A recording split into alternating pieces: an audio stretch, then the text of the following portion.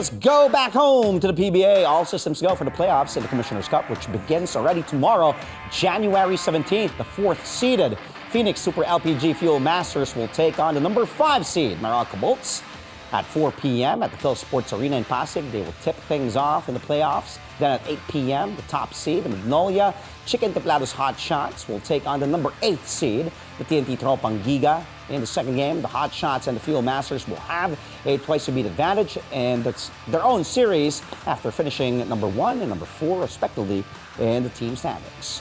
Well, 8 teams in, but there can only be one champion in the PBA Commissioner's Cup. Let's now have an all-out preview of the matchups in the quarterfinals with basketball analyst Juan Banal back inside the studio. 1B, good evening. Welcome back to the show, man. Thanks for having me back. Nice to have you back. Happy New Year. Is it the first time we're talking? No, we met 2 weeks ago. Yeah. That's right. Always great to have 1B here on the show. Okay. I did mention the games for tomorrow. Start things off in the playoffs. Pakita natin ulit, direct. Tingnan natin, it will be the number 4 seed, the Phoenix Super LPG Fuel Masters, against the number 5 seed, the Meralco Bolts. Phoenix has the twice-to-beat advantage. There it is on our screens. It will be at the Phil Sports Arena in Pasig at 4 p.m. They lost to TNT, itong Phoenix, to wrap up the elimination round. They have the twice-to-beat, but props to Coach Jamaica rin. Were you surprised? Nagulat ka ba na Phoenix is one of the top 4? Of course, the top 3 are teams from the SMC, Magnolia, San Miguel, Ginebra, and then you have Phoenix there. Well, basing it on their historical achievements, you wouldn't expect them to make that huge jump, right? But Coach Jamaica rin is Coach Jamaica rin. I've known him since my high school days, our high school days, yes, Andre. Yes. And he was the coach of my brothers, the coach of my cousins. So you do know that he's got a lot of pedigree in terms of his achievements as a coach. In what he has achieved, his journey as a coach. And I think the transition for Phoenix wasn't also too drastic, given that he was part of the coaching staff of Coach Topix prior to his stint. And again, he used to coach college teams, he used to coach high school teams, and having a young team in Phoenix, I think he fits like a glove. I agree. And so I think it's a welcome surprise to have them in the top 4, but definitely I think they're a team to reckon as well. I couldn't have said it any better because batang-bata yung team ni Coach Jamaica, and even the picks that they added, the pieces that they added with Richie Rivero, Kent Huffin, these guys fit in perfectly. Then you still have the young guys, JV Moco and Tyler Tio, pasok dito sa mga schemes na nirarun ni Coach Jamaica. How about their import though? Jonathan Williams III, this guy, wow, talagang he's just been having a great game. Let's take a look at the matchups here. But let's focus on Jonathan Williams posting 27 points. Here are his numbers in 11 games played against Meralco's new import. He's only played 3 games for the Bolts, but still 27 and 17 are his averages. But look at Jonathan Williams' numbers, 27, 15, all close to 16 boards, 5 assists, close to 6 assists, and almost a steal per game here. How exciting is this particular import matchup for you? You have Jonathan Williams pretty much played the entire conference, and then you have a new replacement to itong sa Meralco, si Sean Miller. So what do you expect in this particular matchup? You did ask me last time we met who my pick was for the best import candidate. And I chose Jonathan Williams because, like we said, we talked about it, Phoenix wasn't expected to be part of the top 4, and yet he was able to carry his team with a very young core. Obviously, you have Perkins there, but I think he's just amazing around the rim. Jonathan Williams. He's a great defender. He chases after those attacks to the basket. So there's a need for him to kind of bring in and be the anchor in terms of maturity for this team. And I think that's how they're going to get over the hump. The import of Meralco, on the other hand, Sean Miller, generally new in the team. They went through the EASL tournament. Yeah. They had a lot of changes. I think he's the 3rd import already of Meralco. So we have not really seen him journey with the team, but Jonathan Williams, on the other hand, is someone we've seen put up the numbers when needed. And from what I heard, he's just, on and off the court, he's been that kuya to the team, which they need. Somebody who can Meralco's coming in with a lot of experience. Yes. So that's the advantage that they have in this series. Like, they've been here before. Phoenix is quite new to it, and so they need somebody to look up to who can actually, take them a step further to the next round. Pag-usapan natin locals naman one, Meralco bolts. Of course, when you talk about Meralco, you talk about the likes of Chris Newsome, Alain Maliksi, Chris Banquero. But how about Bong Quinto? He's number 4 in scoring. You didn't mention before the show started. Here are the matchups. Here are the key players. We don't see Bong Quinto's name there, but he has been playing great as of late with a career-high 20 points here.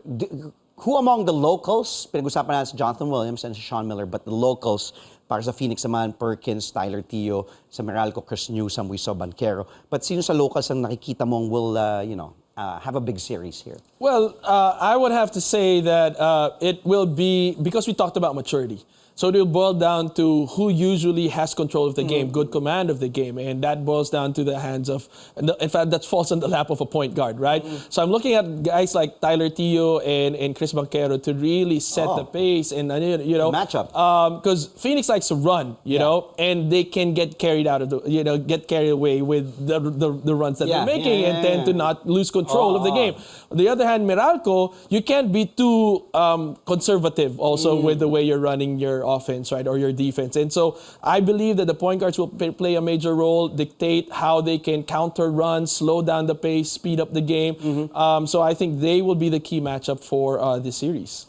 Meralco, Phoenix, fearless forecast. Twice to beat dito ang Phoenix. Yes, yes, twice to beat ang Phoenix, but it was just a matter of quotient, and it could have been the other way around. Meralco could have had that twice to beat advantage. And so it's a tough, no one has that real advantage, but because of experience, Meralco might win the series, but feeling ko makakaisa yung Phoenix kahit papano. Okay, now let's move on to this next matchup. Ito, maganda to. Number 1 seed, Magnolia Hotshots against the number 8th seed, the TNT, pakita na natin direct, TNT Tropang Giga with, there it is. Yung matchup muna, pero sige, ito. Dapat yung game muna tomorrow, yung schedule ng TNT and ng Magnolia bago natin ilabas to. Pero it's okay, nandyan na. Okay, Hotshots finishing the elimination round with 9 wins and 2 losses. Jeric Ahanmisi is being activated back here in the playoffs. Do you see Magnolia continuing their run? Have they peaked too early? What your thoughts here? Well, everyone's praying from the Magnolia side that they didn't peak too early, because like we talked about it last time again, that Magnolia is always there. Eliminations, they're always there in the top, but then come playoffs, all of a sudden they kind of went away, right? And that's not what you want to see if you're a Magnolia fan. But I do believe that we talked about this last time as well. They put in the work, preseason, the PBA on tour. They were the ones that are very much invested, and they paid dividends. You got guys like Laput and guys from their 3x3 playing in their 5-on-5. Sinariobo who are actually producing. So I think they're a well-oiled machine. With the addition of Jeric Ahanmisi, it's an extra firepower from the outside, but you kind of don't want to rock the boat because they have something going for them. So I think that's why they're scary. I think they're riding on that systematic approach to playing, and hopefully that can carry them over to the finals. Well, as I mentioned kanina before the show started, sabi ko TNT ang kalaban ng Magnolia dito. And of course, let's not forget, they are the Governor's Cup champions. Although they are missing pieces, of course, obviously, walang Mikey Williams. And you don't usually talk about this in the quarterfinals. TNT and Magnolia, you usually probably talk about it in the semis. Correct. And then, what a rocky campaign for TNT. You saw earlier the key matchups. Pakita nga natin ulit. Ralier Hollis Jefferson taking over his brother, Ronde. And then, our Pugoy, here it is. Our Pugoy, kakabalik lang, Jason Castro, naglaro din. Calvin Oftana has been that guy. And then for Magnolia, Mark Baroka, Paul Lee, the usuals. And of course, their really superb import, Tyler Bay, and his numbers here, close to 28 points per game, 14 boards a game. Your thoughts here first against TNT. Do they have enough, kumbaga, against Magnolia? Can they surprise Magnolia? Well, if they can surprise Magnolia, definitely. I mean, they're former champions, right? But do they have enough That's the question, right? Because I think it was good that they won against Phoenix. You had guys like Jason Castro and R. Pogoy coming back. That's a good way to kind of like get them going. Getting into the playoffs, bumalik yung Pogoy, bumalik yung Castro. And I think buti umabot. Diba? Isipin mo kung dito sa playoffs dumating ulit si RR. So it's a different conversation that we're going to be having. Correct. But I did see that Jason Castro, I think, sat out the second half. So that's we're not so sure. TNT is not in full form. And they're going up against a Magnolia that is. So that's where the complication happens. That's a reason why they're in the 8th place as well in the race to the finals. And so tricky. I'm assuming, ina-assume ko, pinipili mo Magnolia dito and sweep? Yung bang basa ko sa Fearless forecast mo? It's RR Pogoy is also not yet 100% in shape. So they're still playing without an arm, without a leg, and so it's going to be a very tough battle for TNT, especially against Magnolia. And they've been where rolling, Magnolia is at this point. So that's why I'm favoring Magnolia for this series. All right, we're done with the other matchups. We'll talk more about the other playoff matchups, the other quarterfinal series one. We'll talk about San Miguel against Rain or Shine, what we expect from that series. Do you think the Elasto Painters can pull off a big upset? And also, meron pa yung Ginebra also and Northport. That will be another matchup that we'll be talking about. So stay where you are because we'll be right back with basketball analyst Juan Banal. You're tuned in to Sports Desk only here on CNN Philippines, where we go all out for the day's top sports stories.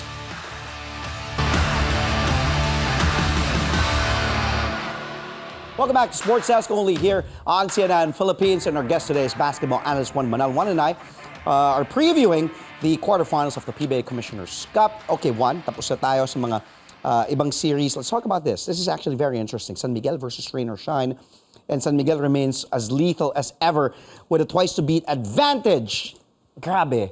San Miguel, Junmar was out for a time. Geronte Na-feel mo ba? Parang hindi natin na-feel eh. Geronte was out, Simon Enciso. But man, the firepower that they have. Your thoughts on SMB's very impressive Commissioner's Cup run so far, all things considered, with a medyo depleted lineup? Well, like I said, you barely felt them missing key players. I know we talk about Magnolia as if they're the team to beat, but I personally feel, yes, Magnolia performed well in the eliminations, but I think the team to beat, especially with Ginebra not having Justin Brownlee, is San Miguel. And so, but you have Junmar back too. Junmar back, Vic Manuel back. So, but SMB, for me personally, in this series, cannot for 1 second underestimate Rain or Shine.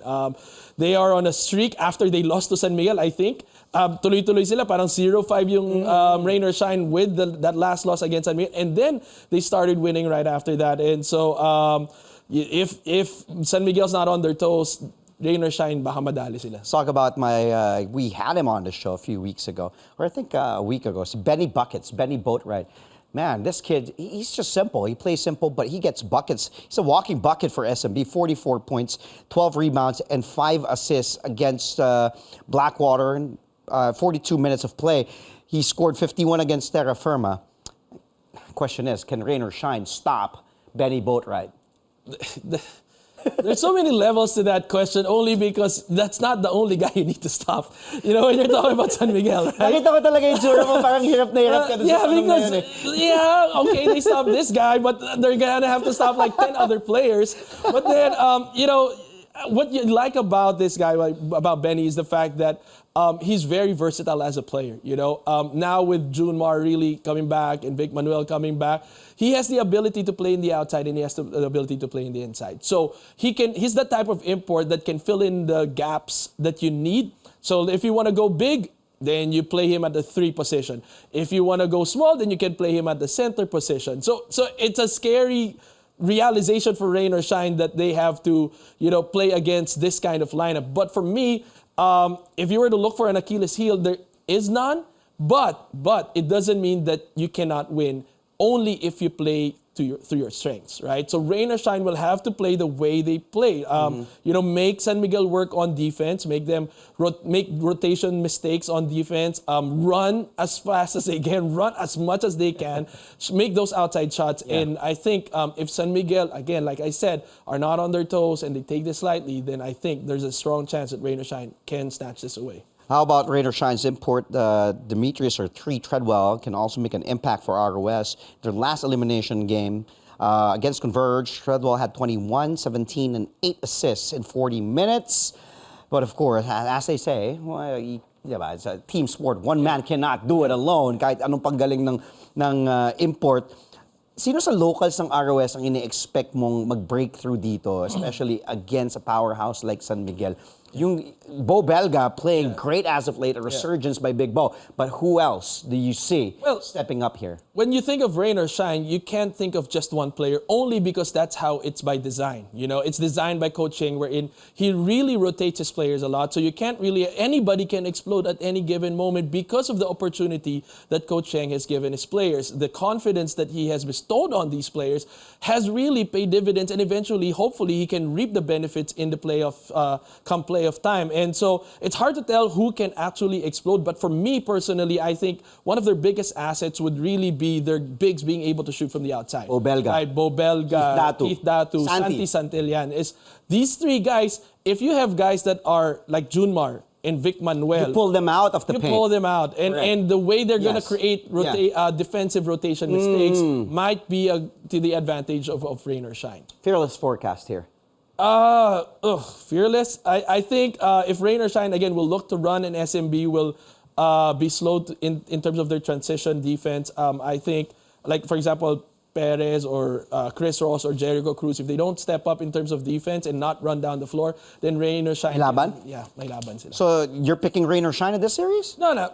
Obviously, San Miguel is... San Miguel pa rin ang lamang. Pinapapili kita eh. San Miguel pa rin ang lamang. Pero, San Miguel? Yeah, San Miguel pa rin. Pinapapili kasi kita. Okay.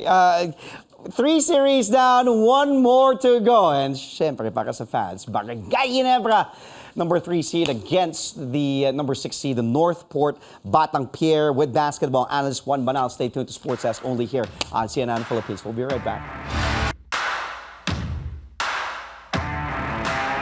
And we're back. Thank you for joining us. Our guest today is basketball analyst Juan Banal as we preview the Commissioner's Cup quarterfinals in the PBA starting tomorrow. Okay, Juan, we're down to the last series. Number 3 seed, Barangay Ginebra against the number 6 seed, Northport Batang Pier. Gin Kings having the twice-to-beat advantage. Of course, Ginebra is the defending champs of this conference. Of course, you have a hungry Northport Batang Pier team. Arvin Tolentino, arguably strong contender for best player of the conference, averaging 22 points, 5 rebounds, 2 assists, close to 2 steals, shooting 45% from the field. Okay, your thoughts on this matchup? Well, Northport is as tough as they can get. You can get, right? They're very hungry. And for some reason, they have a chip on their shoulder whenever they're against Ginebra. I spoke to a couple of Ginebra players, and they said, well, they're really tough to match up against. They're just relentless. And I think what's also difficult for any team to play against a team like Northport is that every position, they have a shooter. And they have the ability to shoot from the outside, and they're just... you can't tell who's going to be attacking the basket, and they're all shooting with confidence. I think they're all playing with confidence. So playing against a team that is fearless is definitely, a never say die team versus a fearless team. That's a good matchup in the quarter. This kid, Cade Flores, got to cover him in the NCAA. He's just that motor of the kids, just nonstop there. And you have Joshua Bunzon also playing great. This particular conference, averaging close to 13 a game, 12.5 to be exact, 2.9 rebounds, 3 assists, and 2 steals per game. Here are the key matchups on our screens. We know, obviously, Ginebra is the favorite. I know Northport is tough. It's not a knock on Northport, but of course, Ginebra is Ginebra, even without Justin Brownlee. Right. But you still have the Christian Stan Hardingers. You have added the Maverick Ahanmisi there. JB Malonzo this is a really coached by Tim Cohn. This is still the favorite, itong Ginebra. But what can Northport do dito? We know Arvin Tolentino's the main guy, but he will be scouted here. He's the leading scorer in this conference, 22 a game. But what can Northport do to to extend the series? Well, they have to play smart. Hindi ka pwedeng bara-bara. Sometimes it worked for them, but right now you're talking about a methodical team in Ginebra who's great at running systems, great at running half courts, and they're much taller, obviously, than Northport. So for me, I think Northport will have to really be just, I think for them, it has to be the next play mentality. They're going to miss shots. That's a given. But you have to take those shots. You have to dare Ginebra to play good defense against you, or you'll make them pay. And if ever they miss, if ever they make mistakes, it's a young team. They just have to move on to the next play, And I think they just have to match that intensity that Ginebra has, the experience, by being relentless. And they're a fun team to watch, They're very unpredictable, and that's why I think Ginebra might get a scare. Ginebra, do you see them having a problem here? What are your thoughts about Ginebra? Or do you see them strolling down and taking care of business right away and moving on to the semis? I think if they play their cards right, if they play their minutes right, I think that will give them an easier advantage because they have to always have fresh legs. And so if you're running a short rotation at this point, in the long run, if you have a team like Northport that will keep banging on your door, they may get over this quarterfinals, but once they move to the semifinals, baka maubos eh. Maubusan. So being able to play your cards right, I think early on will be the key for Ginebra. They're much taller, so the easiest route is to pound it inside and make them pay. And I think that will give them cruise control into the series if they maximize that. Sino mga pinili mo so far? Magnolia, SMB, Phoenix, di ba? Yun mga pinili mo. So do you pick Ginebra right away in this series? More or less, yes. So okay, so you're picking Magnolia, SMB, it's the favorite team. Yeah. Ginebra and Phoenix, yung mga may twice to beat basically. Okay, Juan, let's keep an eye on things here in the PBA Commissioner's Cup quarterfinals. The playoffs will begin tomorrow. As always, a pleasure having you, Thank you here on the show. Thank you so much. Juan Banal, our basketball analyst.